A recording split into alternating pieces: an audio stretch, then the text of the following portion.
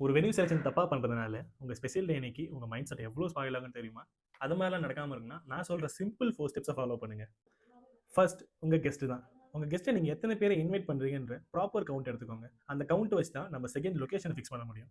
லொகேஷனை நீங்க முக்கியமா பார்க்க வேண்டிய விஷயம் எல்லாருக்கும் ஈஸி ஆக்சசபிளா இருக்கா அண்ட் பார்க்கிங் சஃபிஷியண்டா இருக்கான்னு செக் பண்ணிக்கோங்க.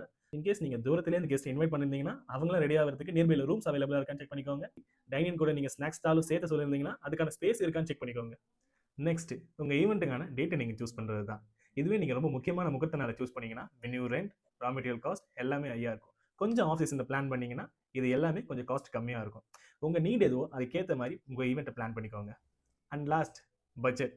இப்போ நான் சொன்ன எல்லா விஷயத்தையும் உங்க மைண்ட்ல வச்சுக்கிட்டு உங்க வென்யூவை நீங்க செலக்ட் பண்ணீங்கன்னா உங்க ஸ்பெஷல் டேவை இன்னும் கிராண்டா பண்ணலாம் அண்ட் ஃபைனலி உங்க பட்ஜெட்லையும் பண்ணலாம். இதை மாதிரி ஈவெண்ட் ரிலேட்டட் வீடியோஸை நீங்க பார்க்கணும்னா பிக் ஈவெண்ட்ஸ் பேஜை மறக்காம ஃபாலோ பண்ணிக்கோங்க.